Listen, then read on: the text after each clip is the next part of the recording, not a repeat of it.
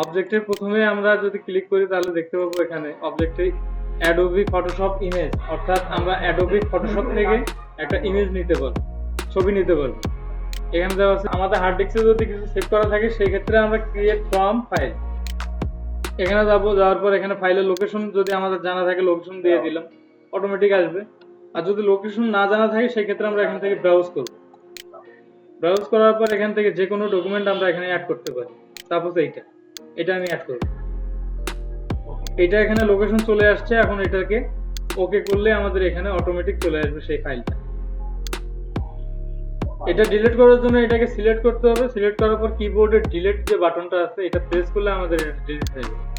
এখানে শুধুমাত্র একটা ফাইল দেখালাম, আরো অন্যান্য ফাইল অ্যাড করা যায়। ব্রাউজ করে আমরা একটা এক্সেল বা ডাটাবেস বা একটা ইমেজ যে কোনো কিছু এখানে অ্যাড করা যাইতে পারে।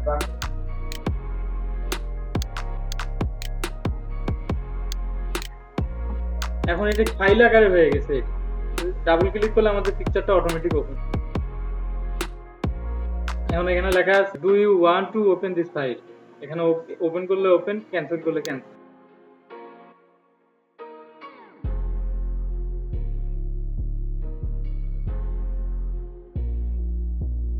আর যদি ডিলিট করতে চাই সেক্ষেত্রে এটাকে সিলেক্ট করতে হবে, এরপর কিবোর্ডের ডিলিট অপশন থেকে ডিলিট।